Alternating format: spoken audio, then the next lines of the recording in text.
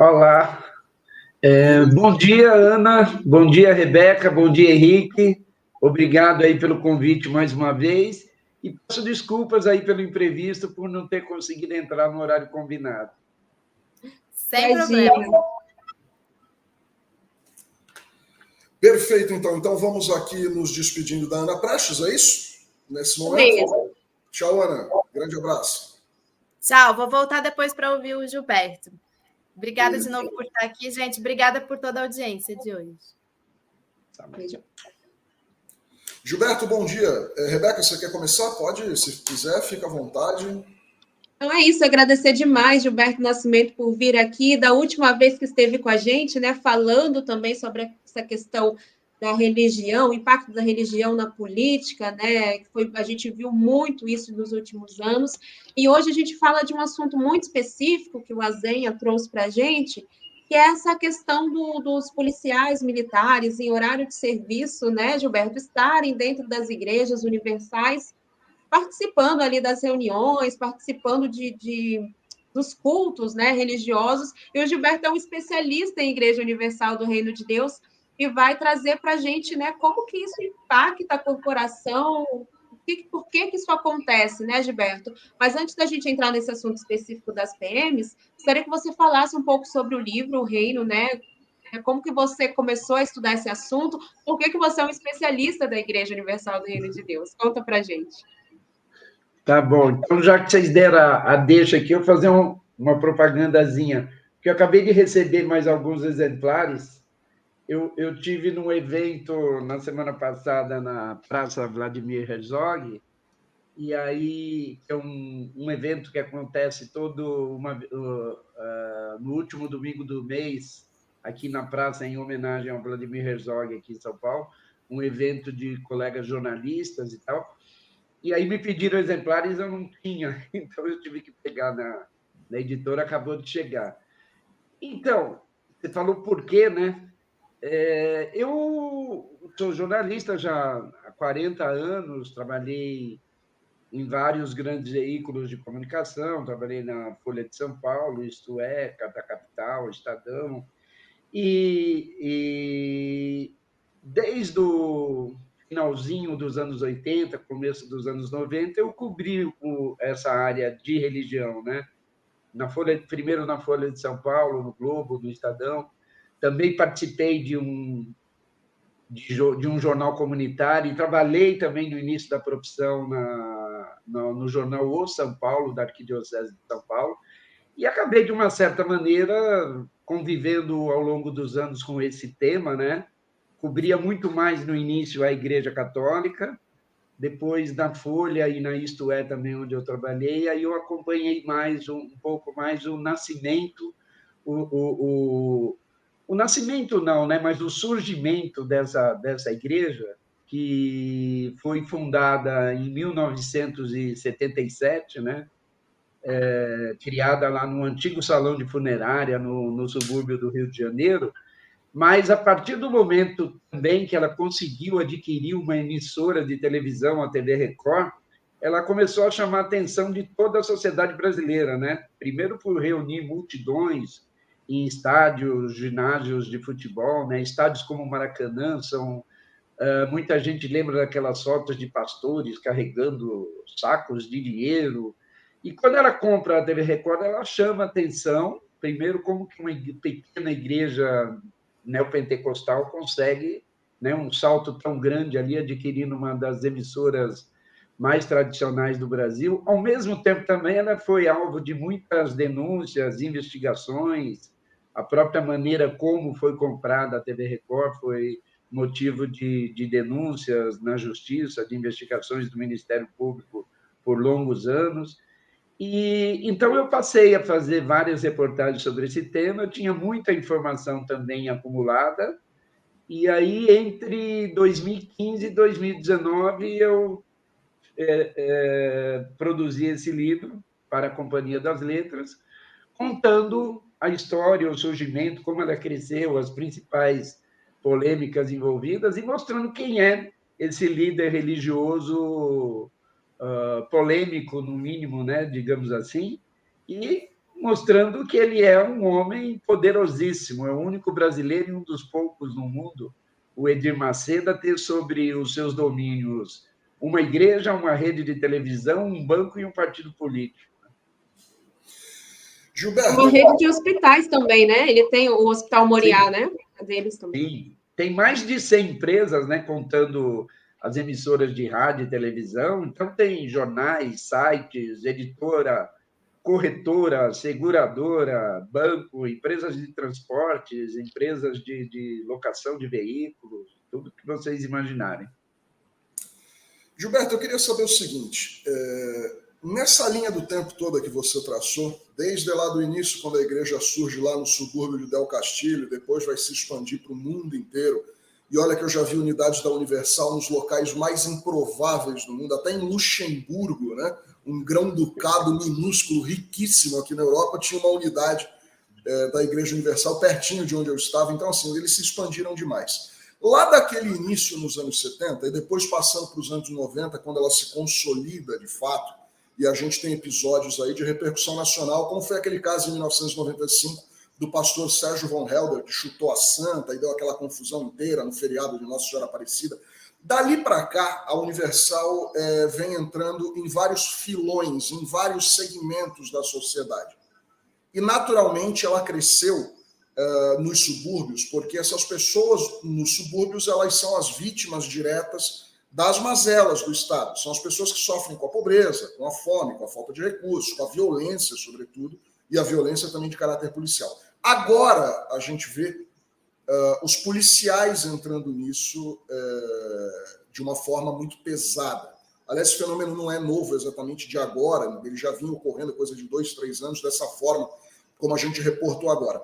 O que acontece aí? A Igreja Universal entra nesse filão também, muito por conta da expansão do bolsonarismo, que acabou colocando em evidência esses setores das forças de segurança no Brasil. Por que agora ela investe nessas pessoas e nesses profissionais?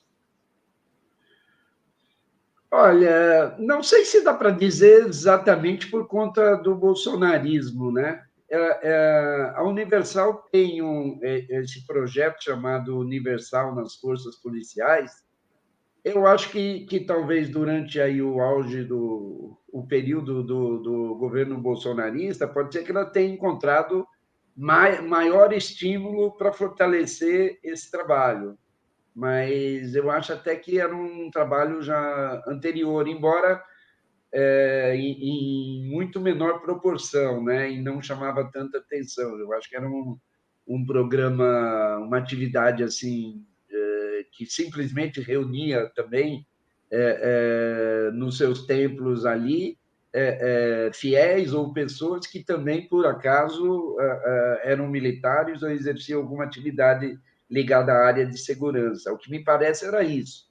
E isso até em si não seria uma novidade, porque você tem, como tinham os atletas de Cristo no futebol, você tinha também os policiais de Cristo. Eu não me lembro até, está me fugindo agora o nome exato desse grupo, mas é um grupo que existe há muito tempo. Agora, isso é uma coisa completamente diferente, né? Os policiais se juntarem lá na igreja deles por serem policiais e participarem de um grupo específico. Isso é uma coisa. Agora, o que a Universal vem fazendo nesse projeto hoje doutrinar policiais militares e reunir grupos de 1.000 policiais em um determinado tempo, policiais fardados, armados, em horário de serviço, com as viaturas estacionadas na porta, ou lotando as garagens do templo, e permanecendo ali durante horas em horário de serviço, pagos com dinheiro público, com o nosso dinheiro, para receber doutrinação de pastor da Igreja Universal. Isso me parece a mim, a todos os especialistas de segurança que nós consultamos, uma coisa, no mínimo, esquisita. Primeiro, não há nenhum convênio, nada regulamentando esse tipo de atividade de parceria, e você está também ali privilegiando uma igreja em detrimento de outras, né? E se temos um Estado laico, por que pessoas de determinada... Por que funcionários, né, forças de segurança ligadas ao poder público, pagam com dinheiro público, porque estão recebendo doutrinação de uma religião, de um grupo religioso específico. Agora, que havia muita afinidade ali, né, havia muita afinidade entre o discurso bolsonarista e o discurso de determinadas igrejas neopentecostais, entre elas a Universal, isso havia afinidades ali de ideologia, de visão política, de conservadorismo, né? E uma série de outras questões. Sim, tem uns comentários aqui, Henrique, deixa eu colocar enquanto a gente segue. A Lígia Chaves, ela diz, nesta época eu morava em frente ao Maracanã, eram multidões, pessoas muito simples, alguns até descalços, eles enchiam os sacos de dinheiro, diz ele.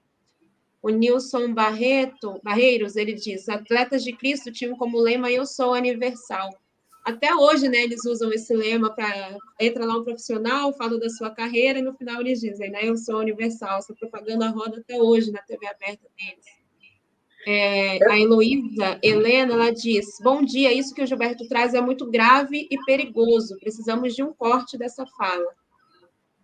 Pode comentar, Gilberto, desculpa te cortar. Não, então, e esse fato, essa comprovação de que vem ocorrendo uma doutrinação de policiais militares, nós fizemos uma reportagem, eu e a colega Tatiana Dias, no site Intercept, há uns 2 meses, mais ou menos, não me lembro a data exata, mas o fato continua acontecendo, ocorrendo normalmente, e não vimos nenhuma manifestação do Ministério Público, de nenhuma autoridade. Por acaso, pedimos até também uma posição do Ministério da Justiça a respeito, se isso é normal, se isso tem algum problema, o que o Ministério acha disso, mas também não obtivemos uma resposta, né? Então, o fato continua acontecendo, e eles estão fazendo o mesmo tipo também de pregação junto a policiais da Guarda Municipal de São Paulo, junto à Polícia Federal também, tem pelo menos uma postagem da própria igreja e desse projeto, né, no site deles, falando também da conscientização também, ou algo assim, de policiais federais e tudo, além de eventos inúmeros que vêm desenvolvendo em conjunto com o Exército, Aeronáutica. E é curioso lembrar, Gilberto, que a gente vê isso se acentuar agora e naturalmente vai estabelecer uma ilação aí, porque o atual governador de São Paulo, né, o Tarcísio de Freitas, é um político do Republicanos, e esse partido é um partido profundamente, né, umbilicalmente ligado à Igreja Universal do Reino de Deus. É um partido controlado, inclusive, por essa igreja, em grande medida. Então, pode ser que aí também exista a chave para esse enigma, né? que são essas autoridades ignorarem os pedidos de resposta, por exemplo, que você fez e tal, se isso é normal. A gente percebe que há, de alguma forma, aí uma anuência velada do governo, né? que permite que isso ocorra. Então, quando fomos ouvir a Polícia Militar do Estado de São Paulo a respeito dessa questão, como também a Secretaria de Segurança Pública, a alegação era de que a Universal estaria usando os templos apenas para atividades específicas da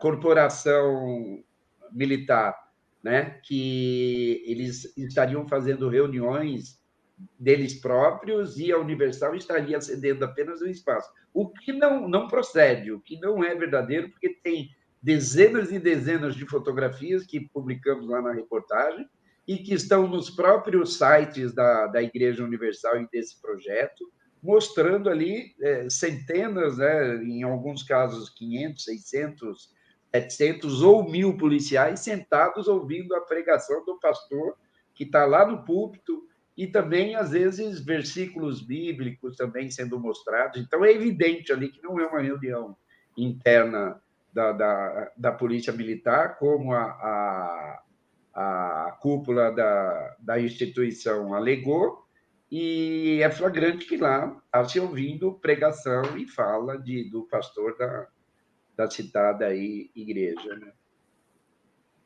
Rebeca? Mas complementando, Henrique, você falou o governador Tarcísio, que é do Republicanos, do Partido Ligado à Igreja, ele pode estar incentivando muito isso e dando mais abertura, tanto que aqui em São Paulo, toda semana, é só procurar, em todos os bairros de São Paulo, em todos os batalhões de policiais e militares, a cada dia tem um evento desse em um local. Sabe? Um dia na Penha, outro dia no Jabaquara, outro dia no Jaçanã, em todos os lugares no centro da cidade, em todas as cidades do interior de São Paulo. Agora, ao mesmo tempo também, em todo o Brasil, em praticamente todas as capitais, e aí, inclusive, na Bahia também, que é governada pelo PT. Então, não é só também nos estados governados que até não são tantos, né? Eles têm, acho que, 2 governadores só, né? Governados pelo Partido Ligado à Igreja. Então, isso está espalhado por todo o Brasil, Pernambuco, Alagoas, e está tudo documentadíssimo, hein? É só entrar lá no UFP, que é o projeto deles, Universal nas Forças Policiais, e essas fotos estão todas lá mostradas. Boa. Deixa eu ler aqui o comentário da Isa Ventura. Ela diz: o pastor Valdomiro está pedindo que as pessoas façam Pix para ele, 1/4 do salário mínimo, já estipulou o valor, diz ela. E a Solange NP, ela diz: se o Estado não é laico, segundo a Constituição, esses atos religiosos com militares são inconstitucionais, portanto ilegais, é só ir para cima deles.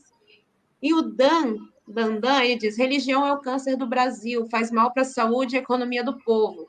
Vendem falsas curas e falsos milagres. Milhões deixam de se medicar, prendem charlatões. Isso agrava a situação de saúde no Brasil. E aí vou, né, pegar esse apanhado desses comentários e dizer isso também, né? Esses cultos, porque, na verdade, o que se passa para a população em geral é que os policiais estão participando de um culto numa igreja evangélica. E por conta disso, né, por conta dessa naturalidade, dessa inocência de ir no culto, louvar a Deus, isso acaba tirando esse caráter ilegal, como foi o comentário da Solange, não é? Fica mais difícil de cobrar nesse sentido?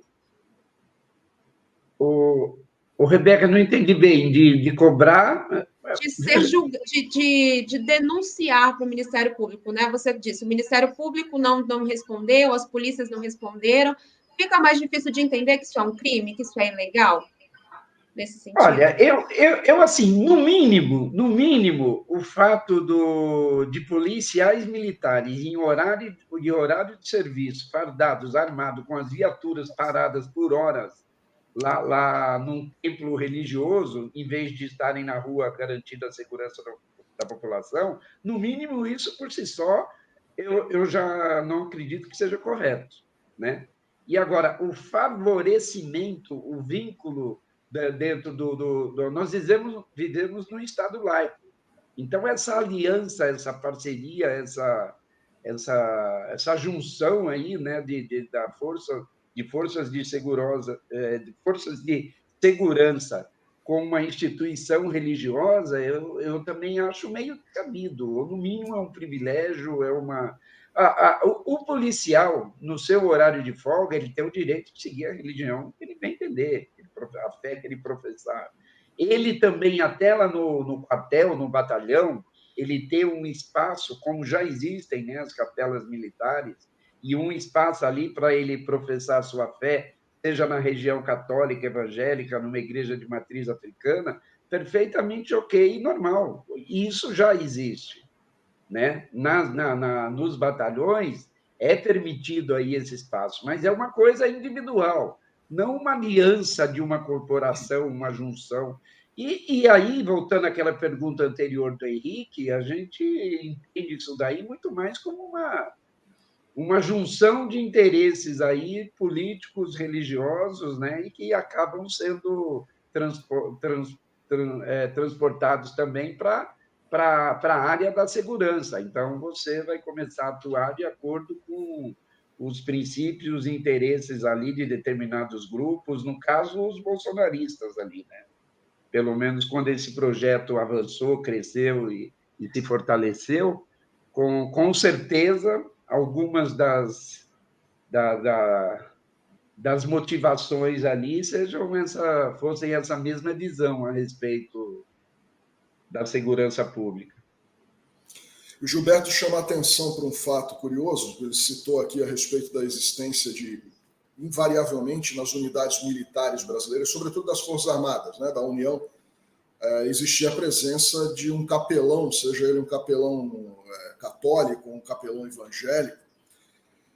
É muito estranho, né, que num país que advoga em nome da laicidade do Estado e que promulgou uma Constituição como a de 88, é muito estranho a gente manter isso. Recentemente teve um escândalo agora no estado do Mato Grosso do Sul, de um padre que se envolveu num caso de importunação sexual com uma fiel, e esse padre era um padre vinculado ao ordinariado militar do Brasil. Ou seja, a Igreja Católica mantém um setor, uma espécie de uma prelazia, que é o ordinariado militar do Brasil, vinculado aos quartéis para exercer apoio espiritual, digamos assim, àquelas figuras que estão ali. Isso também não é um fenômeno só brasileiro. O pessoal que estuda a história deve saber que na Argentina, por exemplo, durante a ditadura do Videla, foi muito presente a figura de alguns bispos e arcebispos que eram ligados ao Obispado Castrense de Buenos Aires, que também é um setor da igreja que atua dentro dos quartéis, atuava na Argentina, aliás, eu não sei como isso está hoje. No entanto, Gilberto, isso parece que esbarra, né, tanto nesse caso, dessa presença do ordinariado militar, né, dos capelães, enfim, assim como agora também a presença de policiais dentro dos templos, isso parece que esbarra muito seriamente no princípio da laicidade do Estado. É evidente que qualquer agente de segurança ou qualquer militar pode professar a fé que bem entender, mas fazer isso no exercício da atividade policial, em horário de atividade policial, trajando um colete à prova de balas, usando uma pistola na cintura, com uma viatura paga com dinheiro público, é um despropósito, né, Gilberto? Pois é exatamente isso. E na reportagem nós mostramos os artigos lá, o código de regulamento disciplinar da Polícia Militar e falando sobre as condutas. E a única questão, Rebeca, respondendo a sua pergunta, é que eles dizem que não, eles vão lá só para receber uma bênção, um estímulo ali para o trabalho e vão embora e seriam coisas de 5 minutos, o que não procede, já pelas fotografias e pelo todo o material que publicamos e mostramos. Agora, Henrique, como você falou aí sobre a Igreja Católica também um pouquinho, eu já até havia dito antes, eu não escrevo só sobre a Igreja Universal, não, né? Como também escrevi sobre o Valdemiro, as denúncias que o Valdemiro vem recebendo na justiça, o Valdemiro da Igreja Mundial, né? O fato dele não pagar dívidas que devia, no momento que fizemos a reportagem para mais de 700, tinha mais de 700 credores que alugavam imóveis, né, para o funcionamento dos templos da Universal e não paga aluguel, bens que ele tem em nome dele estavam em nome de Laranja. A gente faz, ou eu faço assuntos diversos quando temos aí oportunidade. E hoje, por um acaso, está saindo no Intercept agora de manhã uma reportagem que eu fiz, desta vez sobre a Igreja Católica, que é um outro tema, tá? Não sei até se a gente tem tempo aí para poder falar um pouquinho sobre o assunto, que é uma outra coisa completamente diferente, sobre morte de padres aqui no Brasil, que é um assunto que vem preocupando a Igreja Católica, a morte de padres por suicídio. 35 padres morreram por suicídio nos últimos 7 anos aqui no Brasil, e isso apenas casos notificados, e é um grande número de casos que não são notificados pelas famílias ou pelas dioceses. Agora, desculpa mudar de assunto aí, tá? Mas só lembrando que, por acaso, essa reportagem está saindo agora de manhã, não deu tempo, obviamente, para todo mundo ver, porque está acabando de sair, né? Não, imagina, manda para a gente que a gente coloca aqui no chat também para quem quiser acessar e ler o conteúdo, tá bom? A gente Tá coloca. bom. Eu coloquei o da Iurde aqui também, quem quiser ler já está no chat. Tá bom. Tem uma pergunta para você, Gilberto, aqui da audiência. Posso colocar? Sim, tranquilo. A canal Marcelise, ela pergunta: o documentário português Segredo dos Deuses freou o crescimento da Iurde em Portugal? Tem conhecimento sobre esse documentário? Sim, sim, sim. Está relatado no meu livro aí esse caso, essa situação. É uma denúncia que foi feita pela TVI, a TV portuguesa, uma série, né, de programas chamado Os Segredos dos Deuses, onde é denunciado a questão da adoção de crianças lá em Portugal pela Igreja Universal. A Igreja Universal sempre incentivou a vasectomia, né, entre seus pastores, e a grande maioria, a quase totalidade dos bispos e pastores lá da Igreja Universal foram vasectomizados, né? A igreja nega essa imposição, mas praticamente conversa com todos ex-integrantes da igreja e eles denunciam e confirmam isso.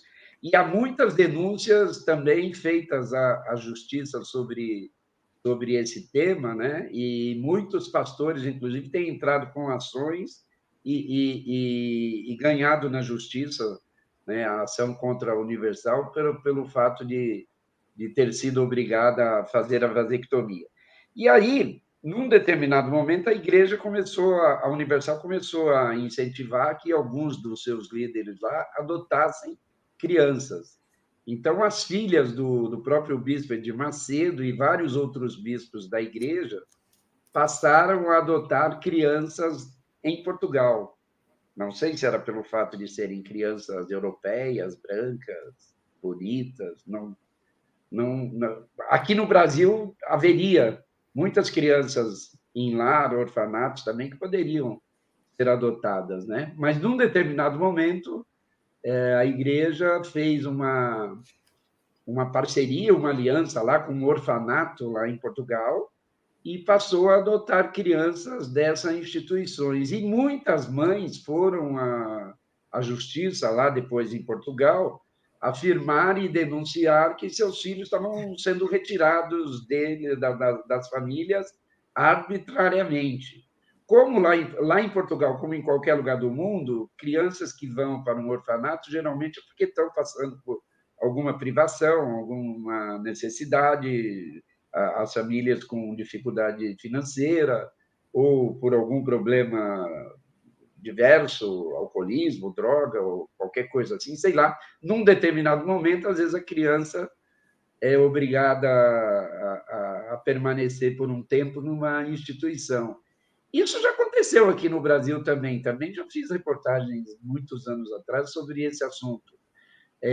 Às vezes a mãe, o pai, a família ali por algum momento não está podendo cuidar da criança ali naquele momento, ela vai para uma instituição e às vezes a justiça também arbitrariamente retira, né, a criança da família e repassa, né, podemos dizer assim, entre aspas, mas repassa para alguém que queira adotar.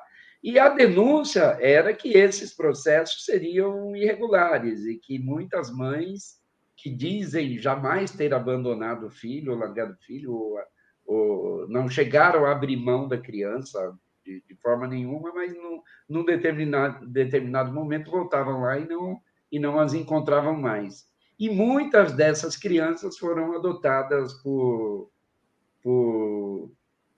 bispos e pastores da Igreja Universal, inclusive familiares do Edir Macedo.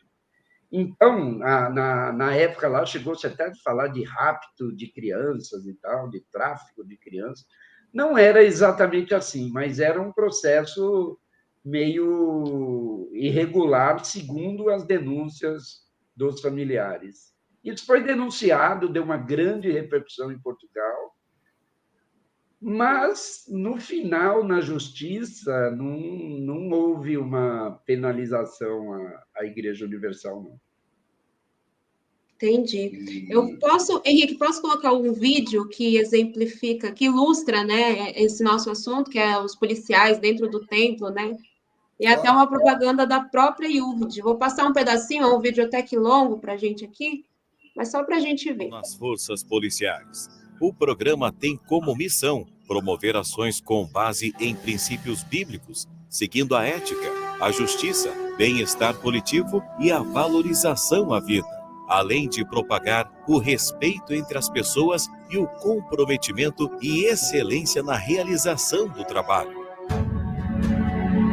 Nosso foco é levar vida às forças de segurança pública, Polícia Federal, Polícia Rodoviária Federal, Polícia Militar, Corpo de Bombeiros, militares, Polícia Civil, agentes penitenciários e guardas municipais, as Forças Armadas, Marinha, Exército e Aeronáutica, ao Poder Judiciário, Ministério Público e demais órgãos governamentais. Nossa visão é ser referência mundial em assistência espiritual e social às autoridades do nosso país. Tá aí, vou parar por aqui, gente. Sim. É bom parar por aí, porque é um despropósito. Ô, Gilberto, se continuar desse jeito, eles querem uma espécie de uma instituição de um Estado paralelo, né? Porque eles querem só aquilo ali, só isso que eles querem. Pois é. As forças militares, Ministério Público, Justiça, quer dizer, eles querem mandar no Brasil, é só isso. Se vocês conseguirem... Tem um vídeo que foi produzido pelo Intercept, a gente ele já foi mostrado aqui na Fórum. Na própria reportagem que foi publicada, tem um vídeo lá produzido. É que, para eu procurar aqui agora, eu teria que parar, mas aí não é o caso. Se vocês conseguirem achar, ou então mostrarem as próprias imagens da UFT, do perfil deles no Instagram. Tem todas as fotografias lá dessas cenas. Agora, respondendo a sua pergunta, Henrique, logo após essa reportagem, eu fiz uma outra também, chamada Bico na Igreja. Quer dizer, além deles estarem doutrinando os PMs, a Igreja Universal tinha um número imenso, gigantesco, não deu para a gente comprovar nessa última reportagem quanto seriam, até por não ser uma coisa legal, que são policiais militares que trabalham para a igreja fazendo bico. A segurança da Igreja Universal e a própria instituição diz ter 14 mil templos, embora acho que isso engloba o exterior também, mas a grande maioria, eles têm 14 mil templos no mundo, 11 mil ou 12 mil estão aqui no Brasil, já são muitos. E toda a segurança da igreja, segundo informações que eu recebi de ex-bispos, ex-pastores e policiais militares que trabalharam para a igreja, são só policiais militares recrutados para esse serviço. E, num determinado momento, foi muito mais. Eles têm empresas de segurança também, né? 2 empresas de segurança, uma delas grande, chamada Centurião, que seria, segundo a própria Justiça, né, apontadas como a empresa responsável pela contratação dos policiais. E a igreja foi alvo de ações civis públicas em Goiás, em Rondônia e em São Paulo, há coisa de 2 anos, 3 anos, e a instituição religiosa se comprometeu a não mais contratar policiais, mas, segundo informações que eu recebi de PMs, inclusive, isso continua ocorrendo, continua acontecendo. Então, vocês não só doutrinam, como também têm forças de segurança trabalhando sob seu comando, né? Recebendo da igreja para trabalhar e para oferecer serviços.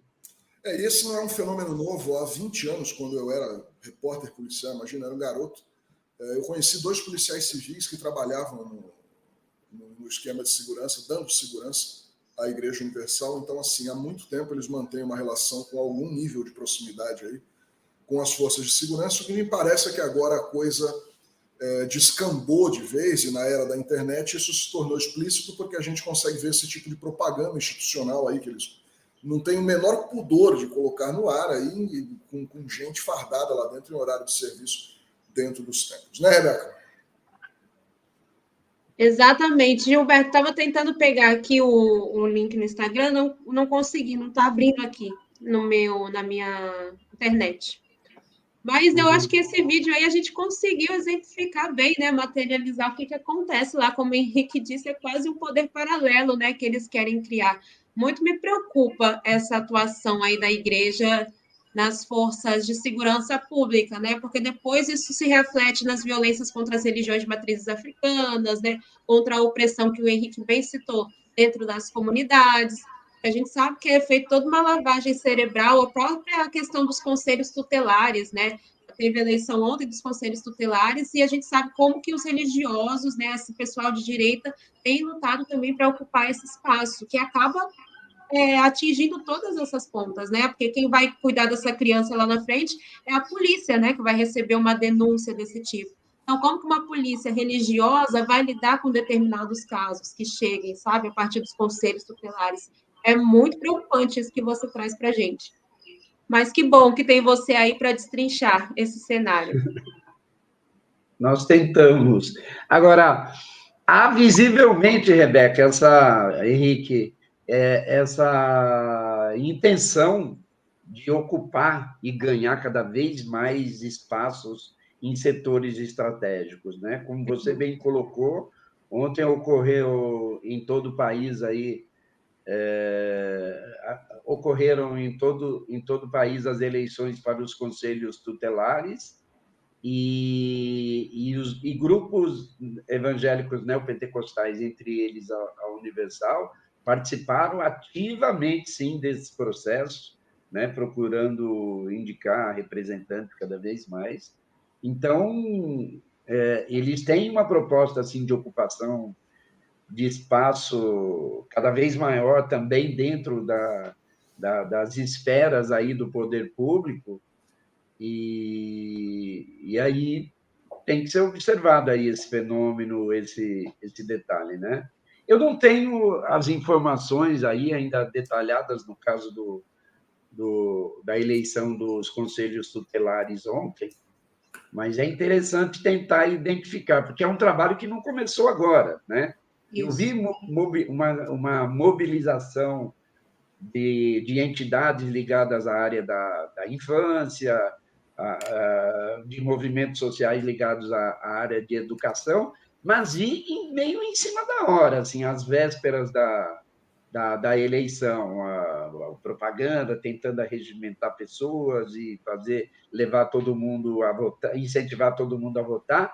Agora, esses grupos religiosos estão se organizando para ganhar e cada vez mais espaço, não só junto às forças de segurança, como estávamos falando, mas em espaços como esse, né? Dentro das estruturas aí que vão reger as leis, as medidas, as medidas de proteção a crianças e adolescentes de todo o Brasil, né? Afinal de contas, o Conselho Tutelar é o primeiro passo ali de onde podem partir denúncias, né, envolvendo todos os tipos de violações aí aos direitos da criança e do adolescente, e essas forças religiosas aí já possuem um poder imenso aí nessa atividade.